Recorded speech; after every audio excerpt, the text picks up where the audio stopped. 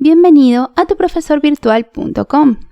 En la lección de hoy aprenderemos sobre dos de las técnicas de separación de mezclas homogéneas, la destilación y la evaporación. El punto de ebullición es la temperatura en la que un líquido pasa al estado gaseoso y es una propiedad característica. La destilación es la técnica empleada para separar las distintas sustancias que componen una mezcla líquida mediante evaporación y condensación selectiva, valiéndose de la diferencia del punto de ebullición entre sustancias. El procedimiento es el siguiente. Aumentamos la temperatura de la mezcla. Al alcanzar la temperatura que corresponde a la sustancia con el menor punto de ebullición, ésta comienza a evaporarse. El vapor rico en el componente más volátil pasa por un tubo de enfriamiento, donde se condensa y posteriormente se recolecta. En este caso solo se extrae el líquido con el menor punto de ebullición y se conoce como destilación simple. Se emplea para separar mezclas que contienen solo dos líquidos o cuando el remanente de la mezcla original no nos es de utilidad. Como podemos ver, se requiere un medio para calentar, preferiblemente con control de temperatura o termostato, como una manta de calefacción o una placa de calefacción. Necesitamos un matraz de destilación o, en su defecto, un matraz simple con una cabeza o cabezal de destilación. Un termómetro para monitorear la temperatura de destilación.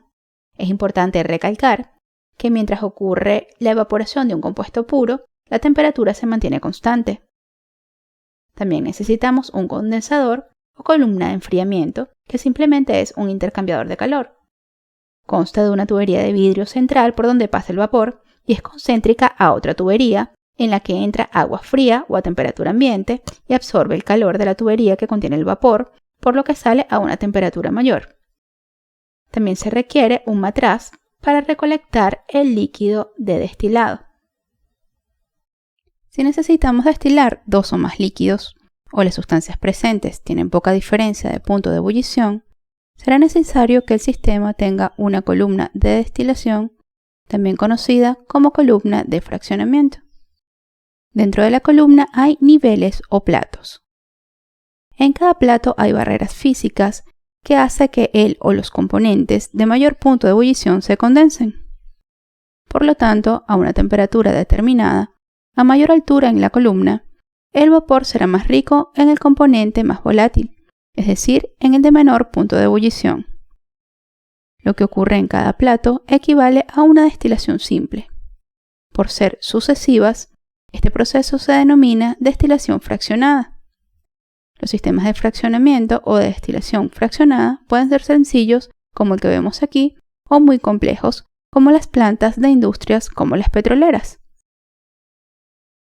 La evaporación es la técnica empleada para separar líquidos de mezclas homogéneas, especialmente de otros componentes que serían sólidos en estado puro.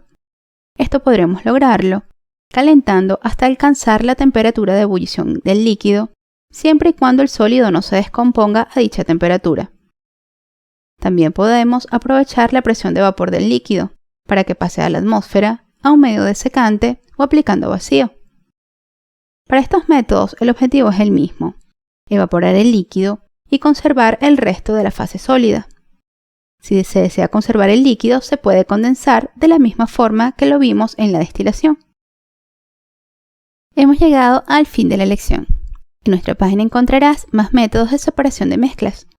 Hasta una próxima lección en tuprofesorvirtual.com.